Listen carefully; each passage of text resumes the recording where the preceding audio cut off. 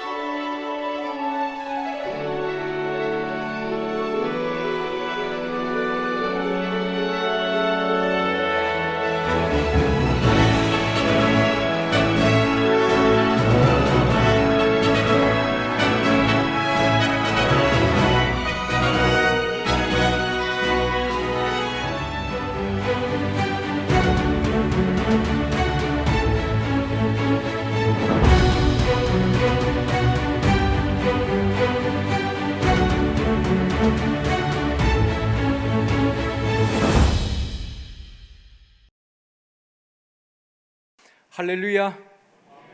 옆에 분과 인사하시겠습니다. 주님의 이름으로 사랑하며 축복합니다. 다시 한번 이 시간 은혜 받읍시다.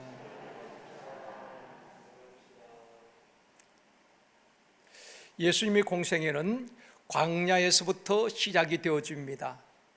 공생애를 시작하실 때에 제일 먼저 성령에 이끌려 광야로 가셔서 40일 금식하시고 마귀로부터 시험을 받게 되는 것입니다. 예수님의 광야는 시험의 광야, 또 십자가의 광야라고 할 수가 있습니다. 오늘은 예수님의 광야라는 제목으로 말씀을 드리려고 합니다. 첫 번째로 나사렛에서 무명의 30년을 사신 예수님, 우리가 예수님을 부를 때에 나사렛 예수라고 합니다. 또 성경에 보면은 나사렛 예수라고 표현이 되어 있습니다. 베드로가 안전병을 향하여서 나사렛 예수 그리스도의 이름으로 일어나 걸으라고 선포하게 되는 것입니다. 예수님은 베들레헴에서 탄생하셨습니다. 그런데 베들레헴의 예수라고 말하지 않습니다. 예수님의 사역의 중심지는 갈릴리였습니다. 그런데 성경에 보면은 갈릴리 예수, 가버나움의 예수라고도 표현하지 않습니다. 예수님께서 십자가에 죽으시고 부활하시고 성천하신 곳이 예루살렘입니다. 가장 중요한 십자가의 죽으심과 부활 또 성천하신 예루살렘에서 이루어졌는데 예수님을 향하여서 예루살렘의 예수라고 말하지 않습니다. 왜 나사렛 예수라고 표현을 했을까요? 예수님께서 베들레헴에 탄생하셨을 때에 헤롯 왕이 동방의 박사들께 속은 줄을 알고 2살 이하의 사내 아이들을 다 죽이라는 명령을 내리게 되는 것입니다.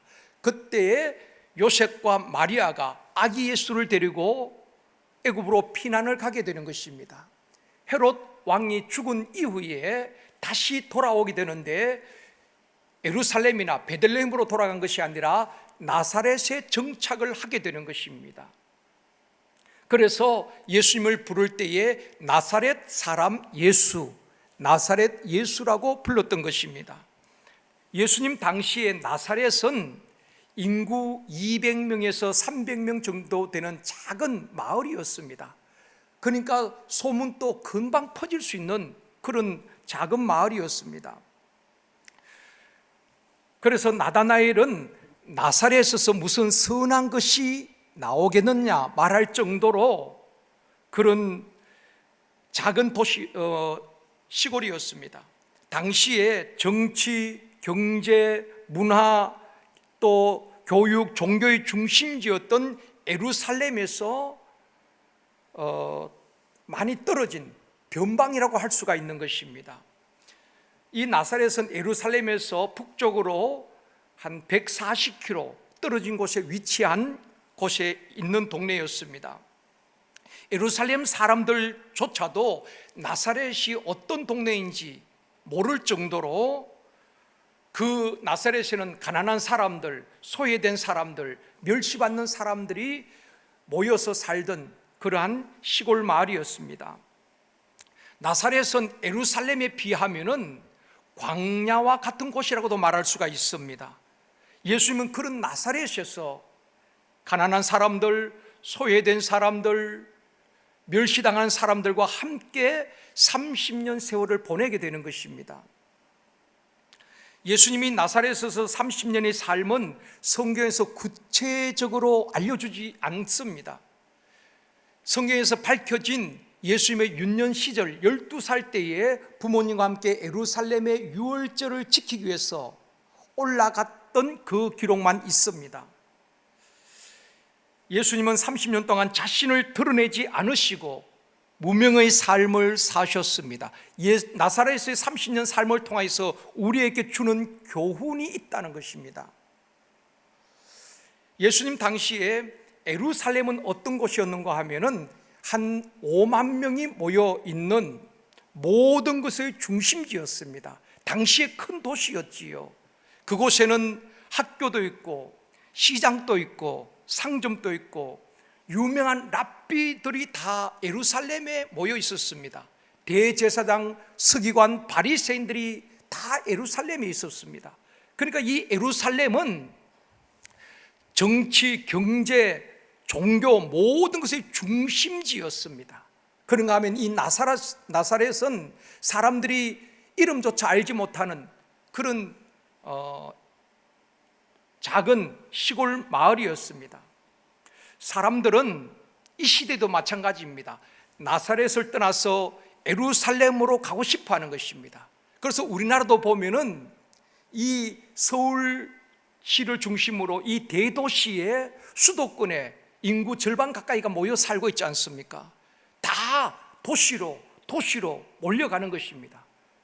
왜냐하면 도시에는 모든 정치와 경제와 교육의 중심지이기 때문에 그런 것입니다. 당시에도 그러했던 것입니다. 사람들은 유명해지려고 하고 높아지려고 하고 자신을 드러내고 싶어 하는 것입니다. 당시에도 그런 사람들은 다 예루살렘으로 올라갔던 것입니다. 온누리교회에 김하중 장로님이 계신데 이분은 최장수 주중대사를 지낸 분입니다. 6년 반 동안 중국 대사로 봉사를 하셨습니다. 그리고 통일부 장관도 지냈지요. 이분이 쓴 책이 하나님의 대사라는 책입니다. 각 나라에 파송된 대사들이 있잖아요. 주미대사, 주일대사, 주중대사, 대사들이 있는데 대사들은 본국 정부의 지시를 받고 또 그 본국을 대표해서 다른 나라에 파송되어서 업무를 보고 있는 것입니다. 그런데 이 장로님께서 우리는 하나님 나라의 대사라 꼭 그렇게 말씀하고 있는 것입니다. 여러분의 존재가 어떤 분인지를 알아야 되는 것입니다. 어쩌면 우리가 나사렛 같은 초라한 동네에 사는 것처럼 사람들이 볼 땐 초라해 보일지 모르지만은 저와 여러분은 하나님 나라에서 파송된 하나님의 대사인 줄 믿습니다. 주중 대사나 주일 대사와 비교할 수 없는 만큼 우리를 파송한 우리의 임명권자가 전능하신 하나님이신 줄 믿습니다. 옆에 분에게 한번 알려주십시오. 당신은 하나님의 대사입니다. 여러분이 얼마나 대단한 분인지 모릅니다. 사람들은 여러분을 어떻게 생각할지 모르지만 하나님은 저와 여러분을 이 땅에 하나님 나라 대사로 파송하신 줄 믿습니다. 그리고 우리에게 사명을 주셨지요. 예루살렘과 온 유대와 사마리아 땅끝까지 이르러 정리되라고 말씀하신 것입니다.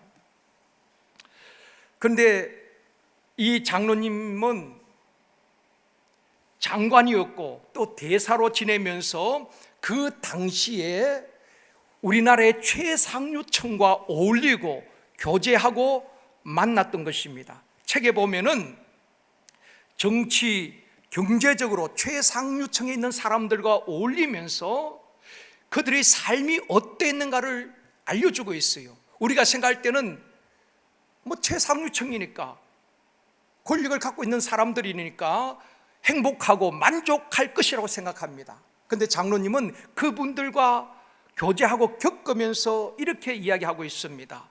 자기 자리를 지키기 위해서 권력 상실에 대한 불안과 두려움 가운데에 살아간다는 것입니다. 그러면서 그 최상류층의 사람들은 사람을 만나거나 교제할 때에 이런 생각을 한다는 것입니다. 저 사람을 통해서 내가 더 높은 자리에 올라갈 수 있는가?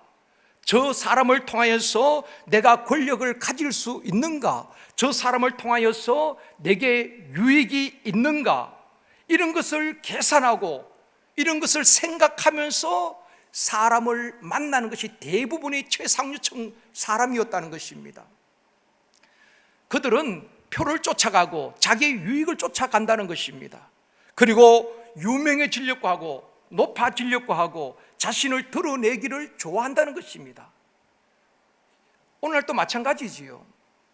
그러나 예수님은 30년 동안 철저히 무명으로 자신을 드러내지 않았다는 것입니다. 그 예수님의 무명 30년 나사렛 삶을 통해서 저와 여러분이 교훈받을 것이 있습니다. 우리가 주의 일을 할 때에, 교회 일을 할 때에 조심해야 할 것이 있습니다. 어떤 일을 했을지라도 내가 했다, 내가 자신을 드러내는 것을 조심해야 하는 것입니다. 누가복음 17장 10절에서 말씀합니다. 같이 읽겠습니다. 이와 같이 너희도 명령받은 것을 다 행한 후에 이르기를 우리는 무익한 종이라 우리가 하여야 할 일을 한 것뿐이라 할지니라. 우리는 하나님의 대사로 보냄받은 자인 것입니다. 우리가 한 해 동안 어려운 시기에 교회를 위해서 아무리 큰 일을 하였다 할지라도 우리의 고백은 내가 했다가 아닙니다. 나는 무익한 종이요, 우리가 할 일을, 하나님께서 맡겨주신 일을 했을 뿐입니다. 이것이 저와 여러분의 고백이 되어지기를 원합니다. 우리가 어떤 일을 하였다 할지라도 우리의 고백은 하나님이 하셨습니다. 하나님의 은혜입니다. 내가 할 일을 했을 뿐입니다. 모든 영광을 하나님께 올려드립니다. 이것이 성도의 자세가 되어져야 하고 겸손인 것입니다. 오늘날도 많은 사람들은 자신을 드러내기를 좋아합니다. 그래서 예루살렘으로 올라가려고 하지요. 그러나 예수님을 본받아 화려한 예루살렘의 삶을 포기하고 오히려 이름 없이 빛도 없이 섬기는 나사렛의 삶을 살았던 사람들도 많이 있습니다. 지금도 있지요. 몇 사람을 소개한다면은 슈바이처 박사 같은 경우에는 이분은 의학 박사, 철학 박사, 신학 박사, 박사 학위가 세 개를 가지고 있었습니다. 얼마든지 의사로서 부유하게 평안하게 살 수 있었습니다. 그럼에도 이분이 인격적으로 주님을 만나고 인생에 가장 가치 있는 것이 무엇인가를 깨달은 다음에 이분은 그 화려한 대우받을 수 있는 모든 삶을 다 내려놓습니다. 그리고 아프리카 밀림으로 가게 되는 것입니다. 그 질병으로 고통당하는 그들을 의술로 병을 고쳐주고 복음으로 영혼을 살리는 그 일을 평생 감당하게 되는 것입니다. 슈바이처는 자신을 드러내지 않으려고 했지만은 후대 사람들이 그 사실을 알고 나중에 노벨 평화상도 받긴 했지만은 슈바이처는 자신은 정말 주님을 닮았어 무명의 삶을 살면서 가난하고 힘든 사람을 돕기를 원했던 것입니다. 바로 예루살렘을 떠나 나사렛의 삶을 살았던 사람 아니겠습니까? 또 헨리 나우엔이라는 사람이 있습니다. 이분은 교수였지요. 예일대학교 교수였고 하버드 대학 교수였습니다. 그런데 이분도 역시 하나님을 알고 만나고 복음을 깨닫고 난 다음에는 교수직을 내려놓습니다. 이분이 계획을 한 것이 아닙니다. 내가 몇 살까지는 교수직을 하고 그 다음 어느 순간부터는 내가 봉사하겠다, 그런 계획이 아니었습니다. 복음을 깨닫고 난 다음에 정말 주님을 닮은 삶을 살아가야 되겠다. 어느 날 교수를 다 포기합니다. 그리고 지적 장애아가 있는 그 시설로 가게 되는 것입니다. 그곳에서 아이들의 용변을 받아냅니다. 그리고 목욕을 시키고 아이들을 돌보는 것입니다. 예수님을 본받아 예루살렘을 떠난 나사렛의 삶을 살았던 것 아니겠습니까? 사랑하는 성도 여러분, 사람들은 무명의 광야에서 벗어나기를 원합니다. 사회도 마찬가지고 교회 안에서도 마찬가지입니다. 이름 없이 빚도 없이 섬기고도 찬양을 하면서도 내 자신을 드러내기를 원하는 그럴 때가 많이 있습니다. 자신이 높아지고 인정받고 칭찬받으려고 할 때가 있다는 것입니다. 그러나 예수님은 나사렛에서 30년 동안 무명의 세월을 보내면서 하나님의 때를 기다리는 것입니다. 사랑하는 성도 여러분, 우리 제일성도교회는 사람이 높아지는 교회가 되지 않기를 원합니다. 사람의 업적을 높이는 교회가 되지 않기를 원합니다. 우리가 죽도록 충성하고 헌신하였을지라도 하나님만 높임받는 교회가 되어지기를 원합니다. 예수 그리스도가 드러나는 교회가 되어지기를 원합니다. 복음만 선포되어지는 제일성도교회가 되어지기를 주님의 이름으로 축원합니다. 두 번째로 광야에서 시험 받으신 예수님이십니다. 오늘 본문 1절 2절 말씀 같이 읽습니다. 그때에 예수께서 성령에게 이끌려 마귀에게 시험을 받으러 광야로 가사 40일을 밤낮으로 금식한 후에 줄이신지라. 예수님 공생에 시작하시면서 성령에 이끌려 광야로 가셨습니다. 그곳에서 40일을 먼저 금식하시게 되는 것입니다. 여러분은 며칠 금식해 보셨습니까? 오늘날 현대인들은 참 금식을 하지 않지만은 우리 장로님, 권사님들 70년, 80년 되면도 참 금식을 많이 하셨지 않습니까? 저도 단기 금식은 자주 했던 기억이 있습니다. 3일 또는 일주일 정도는 금식을 해보았는데 40일 금식은 생각도 못하고 시도해 보지도 않았습니다. 목사님 가운데 40일 금식하는 분들도 많이 계시잖아요. 제 친구 가운데 한 분은 40일 금식을 3번을 하신 분이 있어요.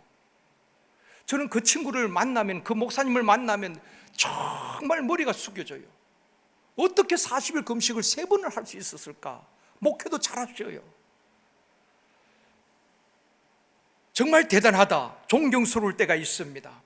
대부분 금식할 때에 기도원이나 교회에서 하시잖아요. 그것도 쉽지 않습니다. 그런데 예수님은 어디서 40일 금식하셨습니까? 광야에 사신 것입니다. 내리쬐는 그 뜨거운 광야, 밤에는 기온이 떨어져서 추운 광야에서 그저 버티기도 힘든데 40일을 금식하신 것입니다. 얼마나 배가 고팠겠습니까? 육신을 입고 이 땅에 오셨기 때문에 배고픈 그때에 마귀가 시험을 하게 되는 것입니다.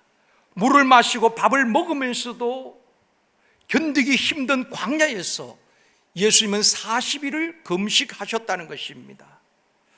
신앙생활에서 꼭 알아야 될 것이 마귀의 존재입니다. 기독교 변증가인 C.S. 루이스라는 분이 있는데요, 이분은 현대인들은 마귀에 대해서 두 가지 극단적인 생각을 갖고 있다고 말했습니다.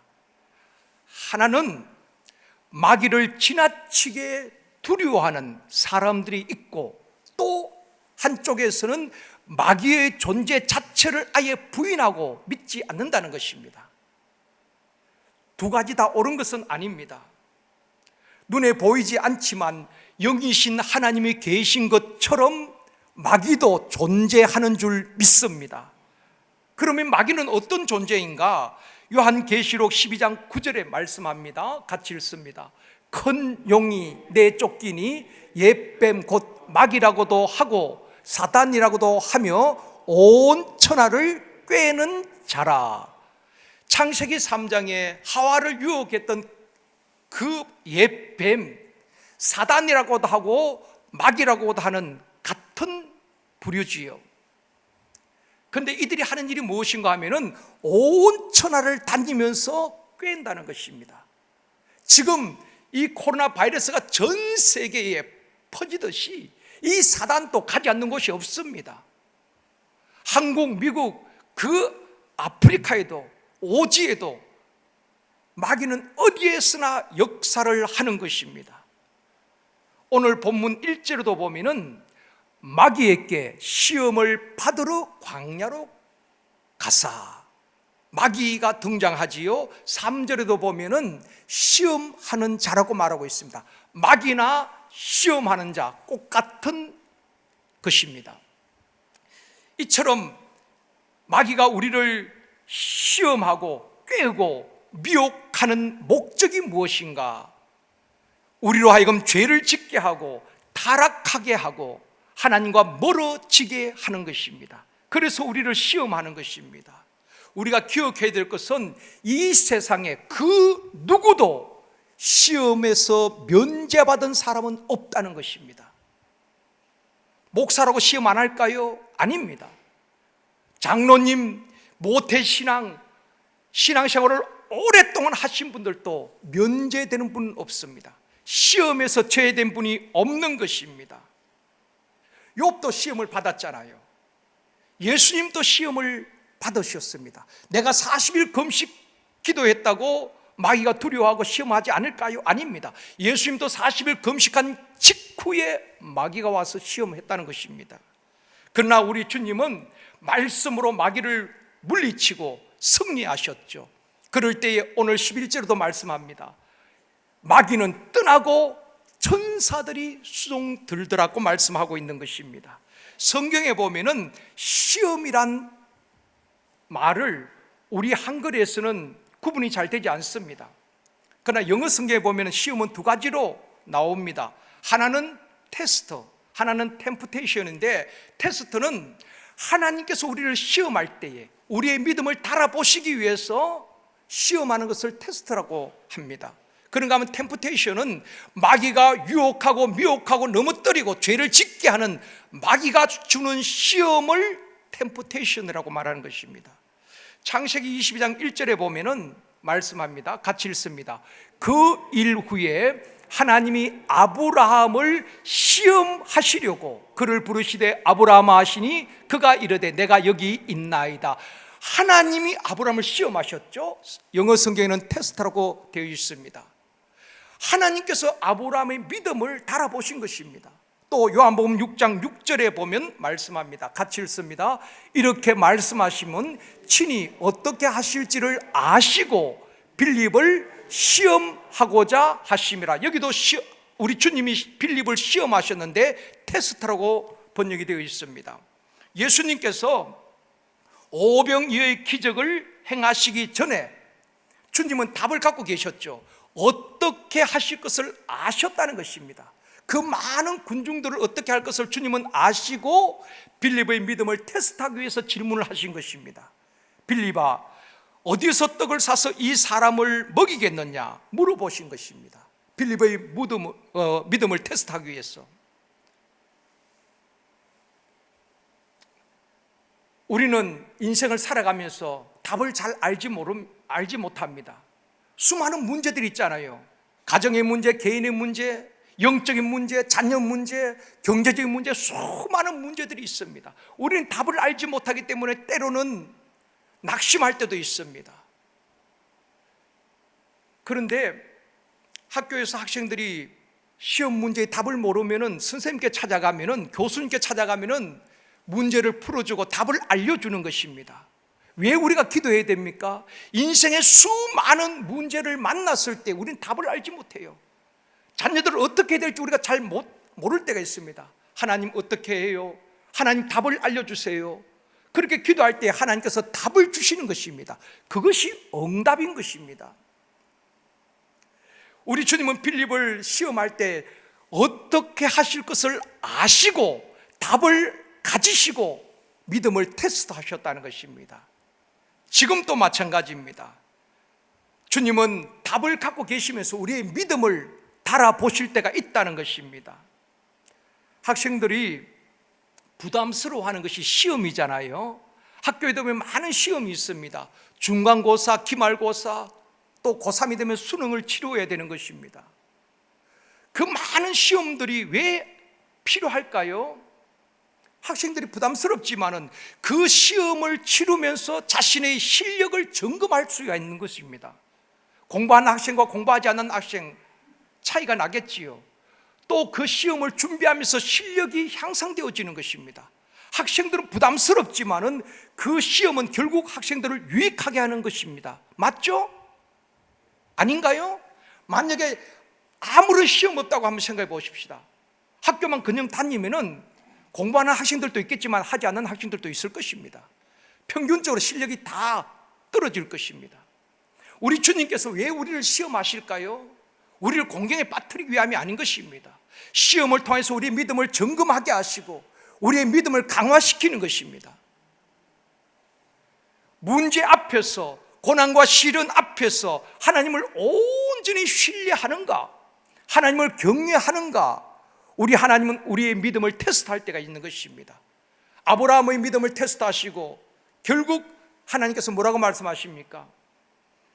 내가 나를 경외하는 줄 알았다.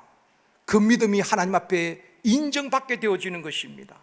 사랑하는 성도 여러분, 아브라함처럼 저와 여러분의 믿음이 하나님을 경외하는 믿음 되어지기를 원합니다. 하나님 앞에 인정받는 믿음이 되어지기를 주님의 이름으로 축원합니다. 그런가 하면 마귀가 주는 시험이 있는데, 마귀가 주는 시험을 템프테이션이라고 말씀을 드렸습니다. 유혹하고 미혹하고 넘어뜨리고 뺏어가고 죽이는 것입니다. 주기도문에 보면은 끝부분에 이런 말씀이 있지요. 우리를 시험에 들게 하지 마옵시고, 그렇게 기도하라고 주님이 가르쳐 주셨습니다. 우리를 시험에 들게 하지 마옵시고, 영어 성경에 보면 템프테이션이라고 말하고 있습니다. 마귀가 주는 시험에 빠지지 않도록 기도하라는 것입니다. 마귀가 주는 시험에 들지 않도록 기도하라는 것입니다. 마귀가 주는 시험에 넘어지지 않도록 기도하라는 것입니다. 예수님은 마귀의 시험을 받을 때에 말씀으로 대적하고 말씀으로 물리치신 것입니다. 그래서 우리가 말씀 운동하는 것도 마귀를 이기고 승리하기 위해서 말씀으로 무장해야 하는 것입니다. 우리 모두가 하나님의 말씀과 하나님의 전신갑주로 무장하여서 마귀의 시험을 이기고 승리하는 저와 여러분이 되어지기를 주님의 이름으로 축원합니다. 신앙생활을 하다 보면은 수많은 시험들이 있어요. 나는 지금까지 한 번도 시험 받지 않았다 하는 분이 계신다면은 어쩌면은 아직도 마귀의 지배 아래에 있는 분일 수가 있습니다. 우리가 믿음으로 살려고 하면 많은 시험들이 있지요. 시험에서 면제된 사람은 한 사람도 없다고 말씀을 드렸습니다. 가장 많이 당하는 시험이 사람의 말 때문인 것입니다. 대부분 보면 교회가 그래요. 말 때문에 오해가 생기고, 말 때문에 섭섭하고, 말 때문에 상처받고, 말 때문에 실족하고 시험 드는 경우도 있습니다. 그런가 하면은 어떤 분은 경제적인 문제로 시험에 들어 믿음의 자리에서 떠나는 분들도 있고, 어떤 분들은 육체의 질병으로 인한 시험으로 낙심하기도 하는 것입니다. 우리가 기억해야 될 것은 우리 모두는 시험이 있습니다. 하나님이 주신 시험이든 마귀가 주는 시험이든 그 시험을 이겨야 되는데, 하나님이 주신 시험은 믿음으로 순종함으로 이기는 것입니다. 마귀가 주는 시험은 하나님의 말씀과 기도로 대적하고 이겨야 하는 것입니다. 그럴 때에 하나님께서 우리에게 면류관을 주시는 것입니다. 여러분, 하나님의 축복은 그냥 주어지는 것이 아닙니다. 우리는 앞에 있는 것을 빼버리고 그냥 하나님 우리 가정을 축복해 주시옵소서, 우리 자녀들이 가는 길을 형통하게 해달라고 기도합니다. 하나님은 반드시 우리의 믿음을 달아보신다는 것입니다. 그 믿음의 그릇에 하나님께서 보화를 담아주시는 것입니다.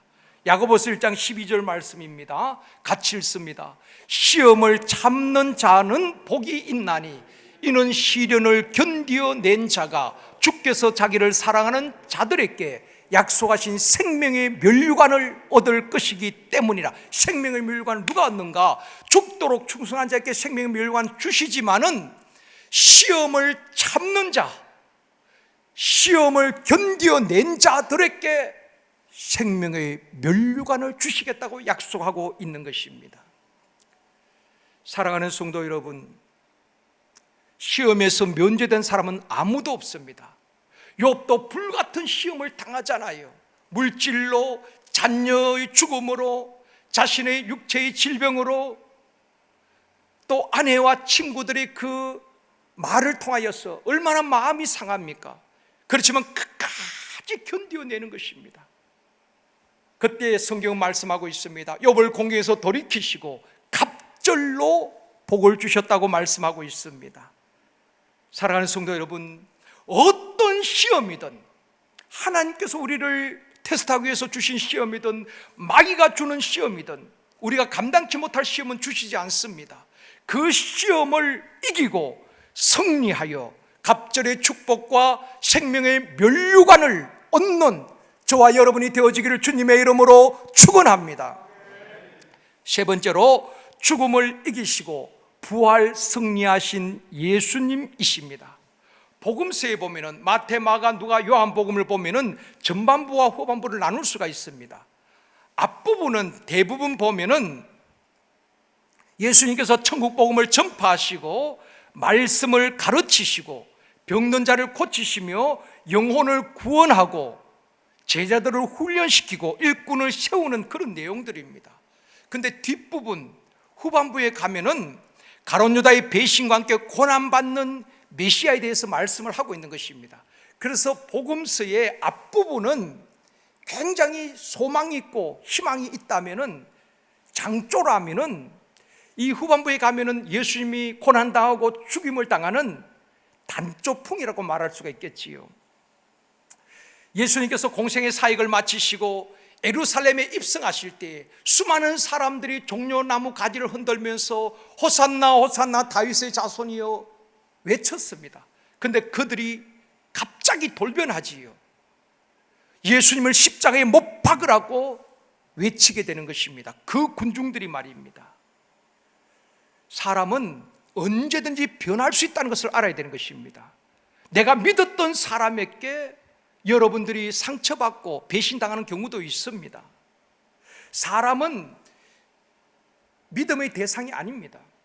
그저 돌보고 서로 연약함을 돌보아주고 세워주고 격려하고 그렇게 하는 것이지 믿음의 대상이 아닌 것입니다. 우리의 믿음의 대상은 오직 예수 그리스도인 줄 믿습니다.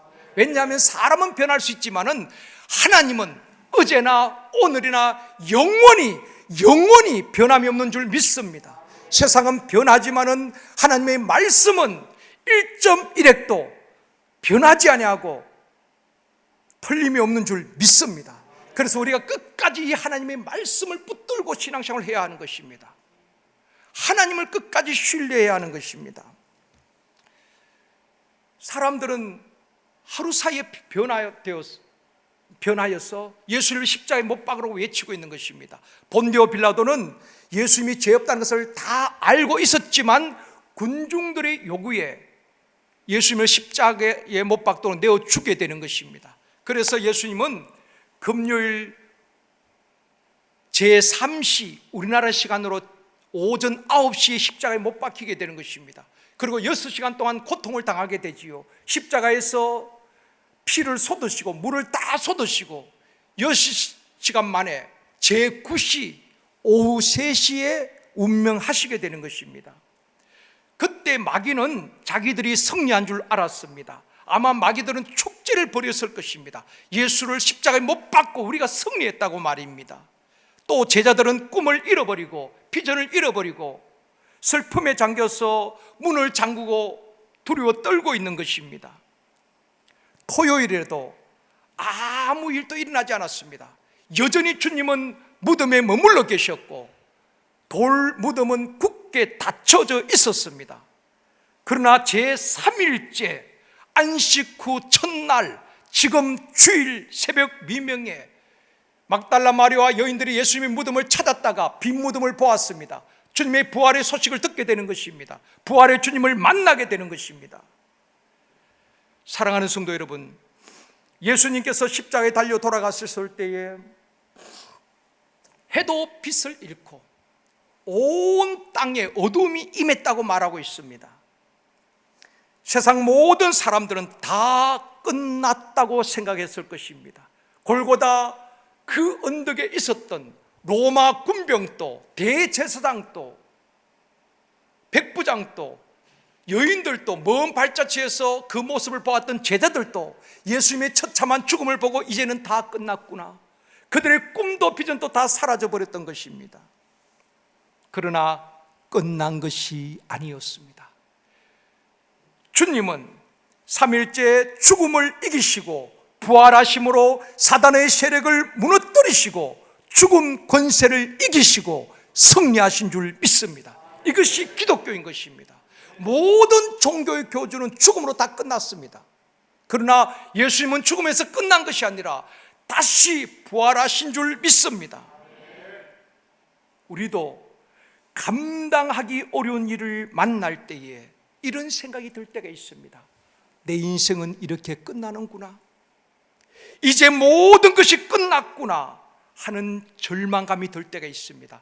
아마 예수님이 십자가에 못 박히셨을 때, 운명하셨을 때에 제자들의 심정이 그러했을 것입니다. 이제는 우리의 꿈도 비전도 없구나, 이제 모든 것이 끝났구나. 그래서 그들은 두려워서 떨고 있었고 또다시 디베레 바닷가로 고기 잡으러 나가게 되는 것입니다.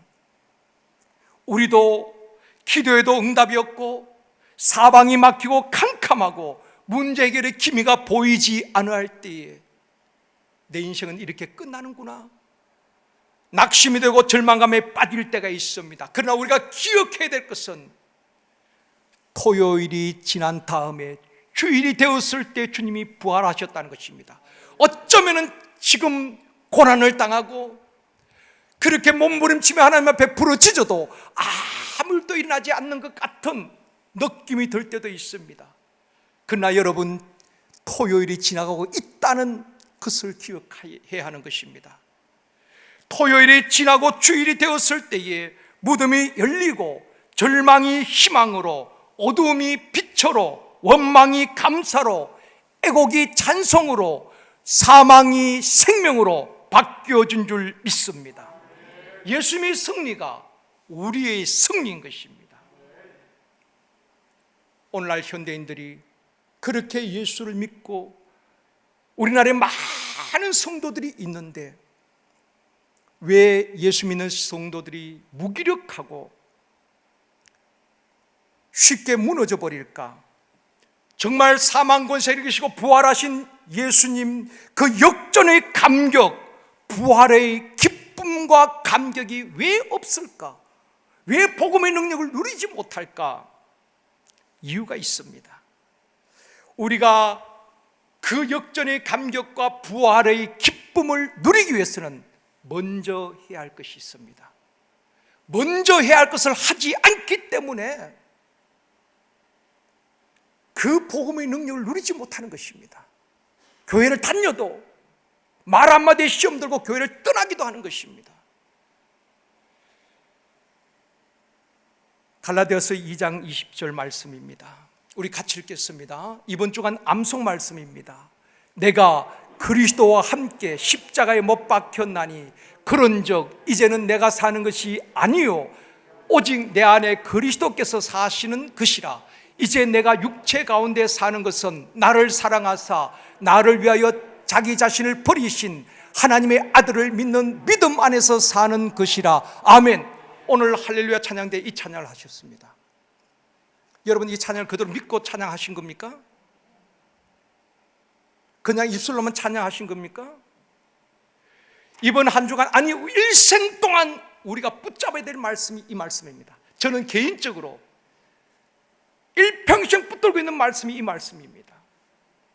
이 말씀을 여러분 묵상하시고 암송하시고 이 말씀이 경험되어지기를 원합니다. 왜 예수 믿는 사람들이 지금 세상으로부터 지탄을 받습니까?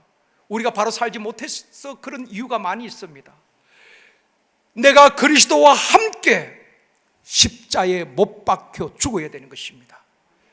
그럴 때에 이제부터는 내가 사는 것이 아니라 내 안에 그리스도가 사는 것입니다. 그 사람을 예수 믿는 사람이라고 말하는 것입니다. 우리 주님께서도 자신을 버리셨잖아요. 하늘 보좌를 버리시고 이 땅에 오셔서 생명까지 버리셨습니다. 우리는 그 예수 그리스도를 믿는 믿음 안에서 사는 자라고 말하고 있는 것입니다. 그것이 신앙인이에요. 직분이 뭐냐 중요하지 않습니다. 여러분, 목사라도 예수와 함께 십자가에 죽지 아니하고 자기가 살아있다면 예수 믿는 사람이 아닙니다. 그냥 종교인일 뿐입니다. 왜 우리가 복음의 능력을 누리지 못하는가? 내가 예수와 함께 죽지 않기 때문에 그런 것입니다. 오늘 여러분 찬양하시면서 얼마나 외쳤습니까? 예수 예수 나는 죽고 예수님만 주님만 살게 하소서. 오늘 우리 할렐루야 찬양들 우리 모두가 가슴으로 받아야 되는 것입니다. 나의 자아, 나의 욕심 모든 것을 십자가에 못 박아 죽게 하시고 예수가 살게 하여 주시옵소서. 여러분 찬양하셨잖아요. 우리가 그렇게 살아야 되는 것입니다. 근데 우리가 그렇게 살지 못하기 때문에 복음의 능력을 누리지 못하고 세상 사람들이 예수 믿는 사람들을 우습게 여기는 것입니다. 내가 죽어야지 예수가 살고, 내가 예수와 함께 죽을 때에 내 안에 예수가 사는 것을 경험하게 되는 것입니다. 능력 있는 삶을 살게 되는 것입니다. 무엇이 죽어야 될까요? 나의 고집, 여전한 혈기, 나의 자아, 굳은 마음, 욕심, 탕심, 육체의 정욕, 안목의 정욕, 이성의 자랑, 이런 것들이 십자가에 죽어야 되는 것입니다. 그래서 사도 바울은 얼마나 대단한 사람입니까? 그럼에도 나는 날마다 죽노라, 날마다 죽노라. 나의 정욕과 탐심을 십자가에 못 박는다고 고백하고 있는 것입니다. 내가 죽어질 때에 내 안에 예수가 삽니다. 내가 예수와 함께 십자가에 죽어질 때에 그 말에 예수의 향기가 있고 그 삶에 예수 그리스도의 향기가 나타나게 되어지고 그 행동에 예수의 모습이 나타나는 것입니다. 그럴 때 직장에서나 무사람들이 저 사람은 예수 믿는 사람이라 말하게 되어지는 것입니다. 초대교회 성도들이 그렇게 살았던 것 아니겠습니까? 그들의 모습을 보면서 많은 사람들이 칭송하였다고 사도행전 2장 47절에서 말씀하고 있는 것입니다. 사랑하는 성도 여러분,